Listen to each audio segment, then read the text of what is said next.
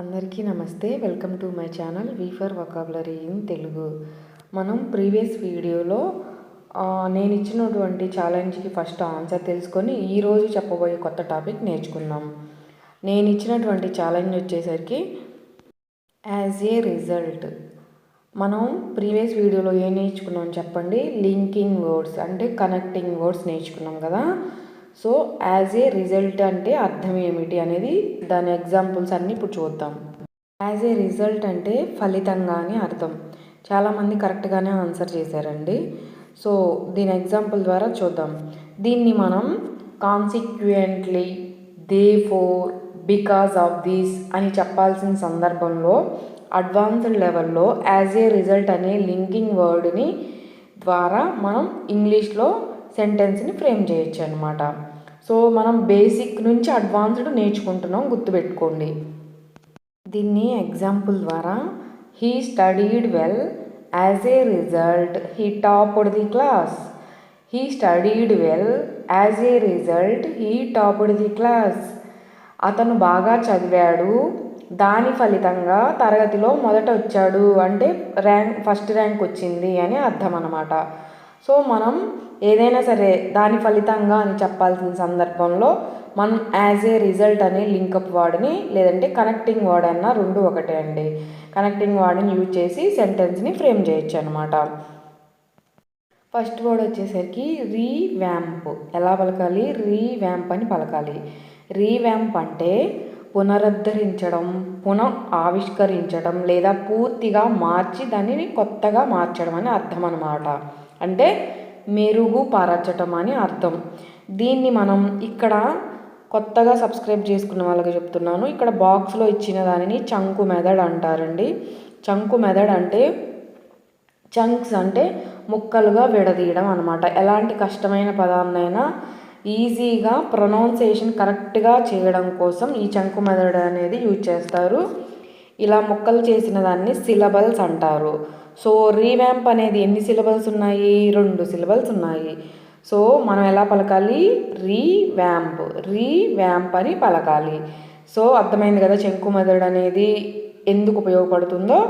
So దీన్ని మనం remodel, change, modify, rework, transform, remake, revise అని చెప్పాల్సిన సందర్భంలో అడ్వాన్స్డ్ వొకాబులరీ యూజ్ చేయాలి అంటే కనుక రీవ్యాంప్ అని యూజ్ చేస్తామన్నమాట. సో అడ్వాన్స్డ్ వొకాబులరీ ఇది గుర్తుపెట్టుకోండి. అదే అడ్వాన్స్డ్ కాకుండా మనం మామూలుగా రోజు వాడుక భాషలో ఏమేమి తెలుసు మనకి ఇప్పుడు చెప్పాను కదా, రీమోడల్, చేంజ్, మోడిఫై అని కూడా చెప్పచ్చు. కానీ మనం ప్రతిదీ అప్డేట్ అవుతూ ఉండాలి. మన లైఫ్లో ఎలా అప్డేట్ అవుతున్నామో కమ్యూనికేషన్ స్కిల్స్ కూడా అప్డేట్ అవుతూ ఉండాలి. కాబట్టి రీవ్యాంప్ అని యూజ్ చేసి సెంటెన్స్ని ఫ్రేమ్ చేయొచ్చు అనమాట. దీన్ని మనం ఎగ్జాంపుల్ ద్వారా ఎలా చెప్పాలో ఇప్పుడు చూద్దాం. దీన్ని ఎగ్జాంపుల్ ద్వారా we need to revamp the old website. We need to revamp the old website అంటే మనం పాత వెబ్సైట్ని పూర్తిగా మెరుగుపరచాలి అని అర్థం అన్నమాట. సో ఇంకొక ఎగ్జాంపుల్ వచ్చేసరికి he revamped his room. Revamped ED వచ్చింది కాబట్టి అంటే జరిగిపోయింది అంటే మార్చేశాడు అని అర్థం. అతను తన గదిని కొత్తగా మార్చాడు అని అర్థం అన్నమాట. సో నెక్స్ట్ వర్డ్ వచ్చేసరికి ఫ్యూల్. దీన్ని మనం జనరల్గా చేస్తున్న తప్పు ప్రొనౌన్సియేషన్ రాంగ్ పలుకుతున్నాం మనం అందరూ. నేను కూడా విన్నాను. ఎలా? ఫ్యూయల్ అంటారు. ఫ్యూయల్ కాదు దాన్ని పలకాల్సింది. ప్రొనౌన్సియేషన్ కరెక్ట్ చేసుకుందాం. సో ఫ్యూల్ అని పలకాలి. ఎలా పలకాలి? నాతో పాటు పలకండి. ఫ్యూల్. కింద మీకు చంకు మెథడ్ బాక్స్లో ఇచ్చాను కదా, ఫ్యూల్ అని పలకాలి. సో ఫ్యూల్ అంటే ఇంధనము లేదా శక్తినివ్వటం అని అర్థం అన్నమాట. సో దీన్ని మనం పవర్, చార్జ్, ఫైర్ అని చెప్పాల్సిన సందర్భంలో అడ్వాన్స్డ్ లెవెల్లో ఫ్యూల్ అని వాడతామన్నమాట. సో మనం దీన్ని ఎగ్జాంపుల్ ద్వారా wood is used as fuel. Wood is used as fuel అంటే కట్టెలను ఇంధనంగా ఉపయోగిస్తారు అంతే కదా. కట్టెలు అనేది మనం ఉపయోగించుకొని వంట చేస్తాం కదా. సో అదొక ఇంధనం అనమాట. అంటే మనకి శక్తిని ఇస్తుంది కదా. సో దాని అర్థం అది. ఇంకొక ఎగ్జాంపుల్ చూద్దాం. The car needs fuel. The car needs fuel అంటే కారుకు ఇంధనం అవసరం. సో ఇది కూడా నిజమే కదా. సో దీని చంకు మెదడులో ఎలా పలకాలి? ఫ్యూల్, ఫ్యూల్, ఫ్యూల్ అని పలకాలి, గుర్తుపెట్టుకోండి. నెక్స్ట్ వర్డ్ వచ్చేసరికి ఎవోక్. ఎవోక్ అంటే గుర్తు చేయటం, భావాలను రేపడం, కళ్ళ ముందే కదలాడినట్లు అనిపించడం. అంటే మన పాత జ్ఞాపకాలను గుర్తు అంటే ఏదైనా చూసినప్పుడు మనకి అరే నా చిన్నప్పుడు ఇలా ఉండేది అని మనకి గుర్తొస్తూ ఉంటాయి కదా. సో అలాంటి సందర్భంలో మనం అడ్వాన్స్డ్ లెవెల్లో ఎవోక్ అని అడ్వాన్స్డ్ వొకాబులరీని వాడతామన్నమాట. జనరల్గా మనకి తెలిసిన వాడుకలో ఏం తెలుసు దీని ప్లేస్లో చెప్పండి? మెమొరీస్ అంటాం, లేకపోతే కాలప్ అంటాం. సో ఇవన్నీ కూడా ఓల్డ్ వొకాబులరీ. ఇప్పుడు మనం న్యూగా వచ్చేసరికి ఎవోక్ అని వాడతామన్నమాట. సో దీన్ని మనం call up, give rise to, stimulate అని చెప్పాల్సిన సందర్భంలో అడ్వాన్స్డ్ లెవెల్లో ఎవోక్ అని వాడతామన్నమాట. సో మనం దీన్ని ఎలా పలకాలి? ఏ ఓక్, ఏ ఓక్, ఏ ఓక్ అని పలకాలి. సో ఎవోక్.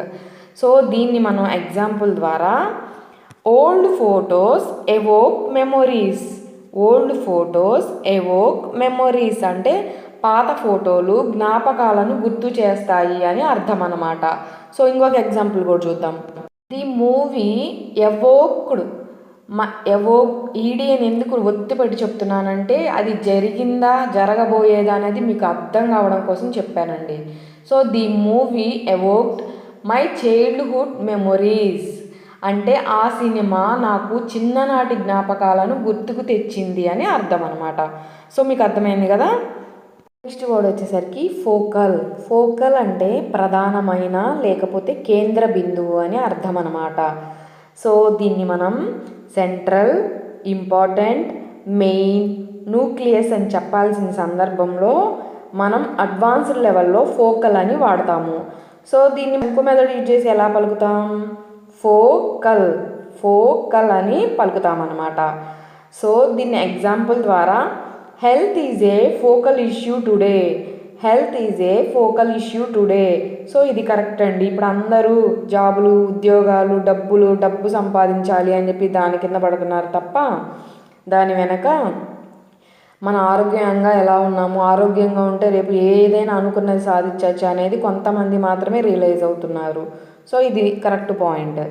సో నెక్స్ట్ ఎగ్జాంపుల్ వచ్చేసరికి education is the focal point of development. Education అనేది ఒక ప్రధాన అంశము, మనం డెవలప్ అవ్వాలి అంటే అని అర్థం అన్నమాట. నెక్స్ట్ వర్డ్ వచ్చేసరికి ప్రోబ్. ఎలా పలకాలి? ప్రోబ్.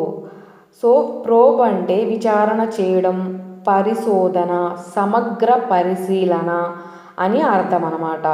సో మనం దీన్ని ఇన్వెస్టిగేషన్, రీసెర్చ్, అనాలసిస్, ఎగ్జామినేషన్ అని చెప్పాల్సిన సందర్భంలో అడ్వాన్స్డ్ లెవెల్లో ఏం చెప్తాం? ప్రోబ్ అని చెప్తామన్నమాట. దీన్ని మనం ఎగ్జాంపుల్ ద్వారా the police will probe the case. The police will probe the case అంటే పోలీసులు విల్ వాడుతున్నారు కాబట్టి ఫ్యూచర్ టెన్స్ గుర్తుపెట్టుకోండి. పోలీసులు కేసును విచారణ చేస్తారు అని అర్థం అన్నమాట. దీన్ని మనం చంకు మెదడులో ఎలా పలుకుతాం? ప్రోబ్. ఇది ఓన్లీ సింగిల్ సిలబలే అండి. సో ప్రోబ్ అన్నమాట. సో ఇంకొక ఎగ్జాంపుల్ ఏంటంటే చూద్దాం. She probed the matter carefully. She probe the matter carefully అంటే ఆమె విషయం గురించి జాగ్రత్తగా విచారణ చేసింది అని అర్థం అన్నమాట. ఈరోజు నేను మీకు ఇవ్వబోయే ఛాలెంజ్ వచ్చేసరికి స్క్రీనింగ్. ఇది మనం డైలీ లైఫ్లో వింటూనే ఉన్నాం. స్క్రీనింగ్ అంటే ఏంటి చెప్పండి నాకు. కనీసం 5 కామెంట్స్ అయినా ఎక్స్పెక్ట్ చేస్తున్నాను. ఎంతమంది కరెక్ట్గా చెప్తారో చూద్దాం. కరెక్ట్గా చెప్పపోయినా పర్వాలేదు, నేర్చుకుందాం. సో ఎప్పుడూ కూడా వెనకంజ వేయద్దు. మనం ఏదైనా సరే ఈరోజు ఫెయిల్ అయితేనే రేపు సక్సెస్ అయ్యేది. సో గుర్తుపెట్టుకోండి. ఇవన్నీ మీకు తెలిసినాయి, నేనేమి కొత్తగా చెప్పాల్సిన పని లేదు. సో మీకు ఈ వీడియో నచ్చిందనే అనుకుంటున్నాను. మీ అందరికీ ఈ వీడియో నచ్చిందనే అనుకుంటున్నాను, యూస్ఫుల్ అనే అనుకుంటున్నాను. మీకు కనుక మన వీడియో నచ్చినట్లయితే లైక్ చేయండి. ఎవరికైనా యూస్ఫుల్ ఉందంటే కనుక షేర్ చేయండి మర్చిపోకుండా తప్పకుండా. మీరు కనుక కొత్తగా ఛానల్ని చూస్తున్నట్లయితే మీకు నచ్చితే సబ్స్క్రైబ్ చేసుకోండి. Thanks for your great support and thanks for watching my videos.